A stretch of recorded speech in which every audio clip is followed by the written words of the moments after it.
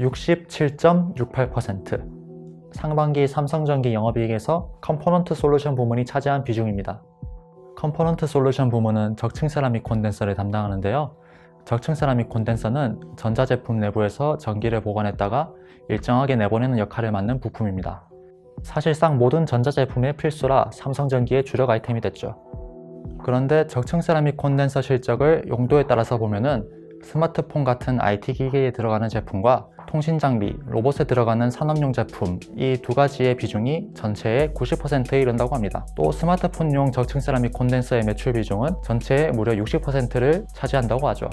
경계현 사장이 중국 텐진에 있는 적층 세라믹 콘덴서 신공장 가동을 결정한 목적은 바로 이 스마트폰용 적층 세라믹 콘덴서 수요에 있는 것으로 보입니다.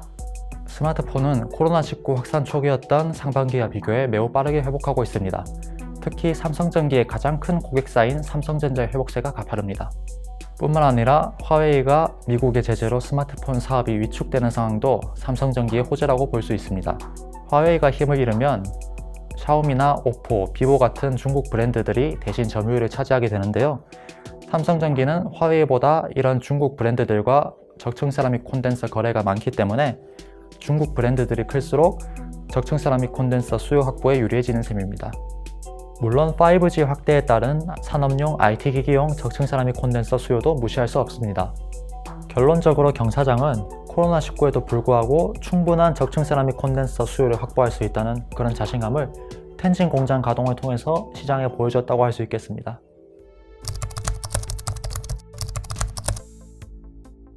텐진 공장이 언제까지나 IT 기기용, 산업용 적층 세라믹 콘덴서만 만들지는 않을 겁니다.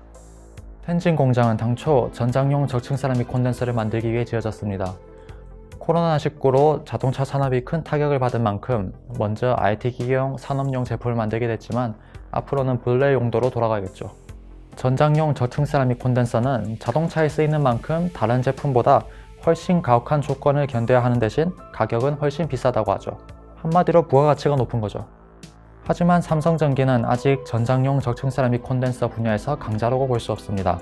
아직 시장에서 한 자릿수 점유율에 그치는 것으로 추산되는데요. 삼성전기 자체 매출에서도 아직 10%에 미치지 못한 수준입니다.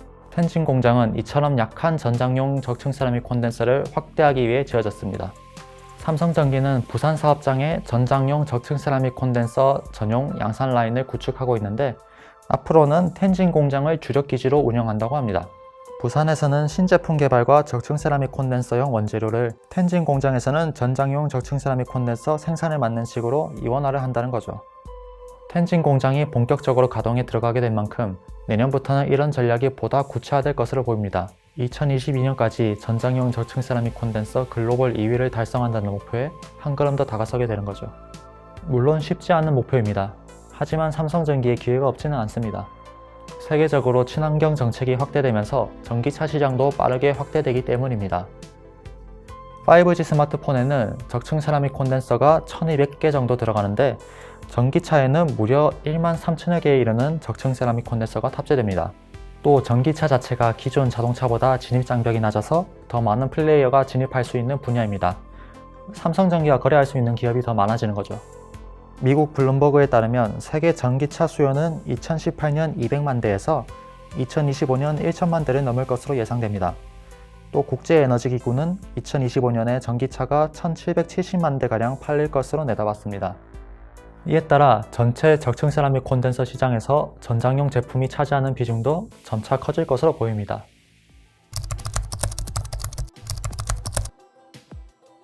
삼성전기에서 적층 세라믹 콘덴서의 비중이 크지만 카메라 모듈 역시 삼성전기의 주력입니다. 매출이 서로 비슷하죠. 삼성전기는 주로 스마트폰용 카메라 모듈을 만듭니다. 그런데 최근 세계적으로 스마트폰 스펙 경쟁이 심해지면서 삼성전기의 카메라 모듈 수요도 빠르게 늘고 있습니다. 이전에 썼던 스마트폰들을 한번 떠올려보죠. 불과 몇 년 전까지만 해도 트리플 카메라는 최상급 스마트폰에만 탑재되는 사양이었습니다. 그런데 요즘은 보급형 스마트폰들도 쿼드 카메라를 달고 나옵니다. 심지어 2021년에는 펜타 카메라, 즉 후면에 카메라 5대를 달고 나오는 스마트폰이 출시된다는 그런 이야기도 있습니다. 삼성전기의 대표적 고객사인 삼성전자가 그 주인공입니다. 보급형 스마트폰 갤럭시 A 시리즈에서 준비한다고 하죠. 스마트폰의 카메라 숫자뿐만 아니라 성능도 기하급수적으로 높아지면서 삼성전기의 실적에 힘을 실어주고 있습니다. 삼성전자는 올해 초 무려 100배 줌이 가능한 스마트폰 갤럭시 S20 울트라를 내놨는데요. 이 100배 줌을 구현하는 데 필요한 잔망경 카메라, 즉 포이드 줌 카메라 모듈이 바로 삼성전기 제품입니다. 삼성전자가 스마트폰 초격차에 힘쓰는 만큼 삼성전기의 고성능 카메라 모듈에 관한 수요는 시들지 않을 것으로 보입니다. 전자업계 일각에서는 삼성전기가 삼성전자뿐만 아니라 애플에도 카메라 모듈을 공급할 수 있다는 말도 나옵니다. 애플 분석가로 유명한 고밍치 템펀 국제증권연구원은 애플이 2022년에는 삼성전기로부터 잔망경 카메라용 렌즈를 받을 것으로 내다봤습니다. 삼성전기는 최근 애플의 카메라 렌즈 공급사로 선정된 것으로 알려졌습니다. 이르면 2021년부터 렌즈 공급에 들어간다고 하죠. 잔망경 카메라는 삼성전기가 이미 삼성전자에 공급하는 제품인데요. 삼성전기가 렌즈 공급을 기회로 향후 카메라 모듈 공급사라도 선정될 가능성이 있는 거죠. 하지만 애플이 실제로 이런 잔망경 카메라를 도입하게 될지는 아직 확실치 않습니다.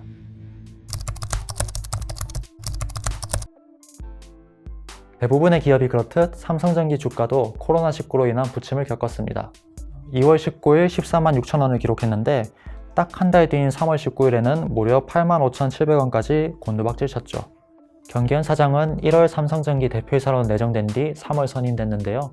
첫 해를 시작하자마자 악재를 맞이한 겁니다. 다행히 삼성전기 주가는 차츰 회복하고 있습니다. 11월 10일 기준으로는 13만 원을 근접한 수준에 이르렀죠. 이는 경기현 사장 체제에서 삼성전기가 코로나19에 굴하지 않는 실적을 보여준 영향으로 풀이됩니다. 삼성전기의 실적 개선세가 앞으로 계속될 것이라는 기대감도 있습니다.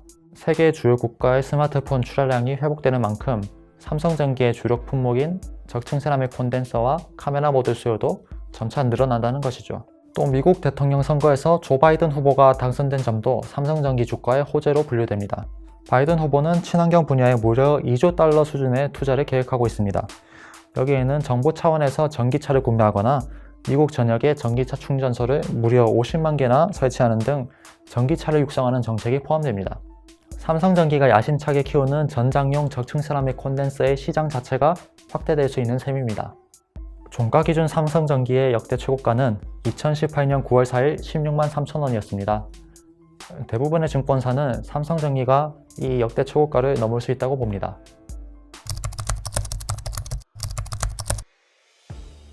경계현 사장은 삼성전자 메모리 사업부 솔루션 개발실장 부사장으로 있다가 2020년 1월 삼성전기로 이동했습니다. 2015년부터 5년 동안 삼성전기의 대표이사를 지낸 이윤태 전 사장의 뒤를 이어서 새롭게 삼성전기의 키를 잡게 됐죠. 이전 경력을 보면 알 수 있듯이 경 사장은 메모리 반도체 전문가입니다. 적층 세라믹 콘덴서, 카메라 모듈, 기판, 이런 삼성전기의 사업과는 다소 거리가 멀다고 할 수 있죠. 경 사장은 생소한 분야를 책임지게 된 만큼 구성원들과 소통을 적극적으로 챙기고 있습니다. 매주 목요일 사내 채널로 임직원과의 대화를 열어서 지위 고하를 막론하고 자유롭게 질문과 답변을 한다고 하죠. 듣기로는 성과급 같은 그런 민감한 얘기도 스스럼 없이 오간다고 합니다. 경 사장은 사업에 있어서 임기응변을 중요시하기도 합니다. 사내 방송에서 코로나19 대응 방침을 놓고 전시에는 상황이 시시각각 바뀌는데 그때마다 전략도 다르게 수립하고 대응해야 한다, 이런 말을 했었죠. 텐진 공장에서 전장용 적층 세라믹 콘덴서 대신에 RT기기용 산업용 제품을 생산하기로 한 결정이 어떤 배경에서 나왔는지 이해가 가는 대목입니다.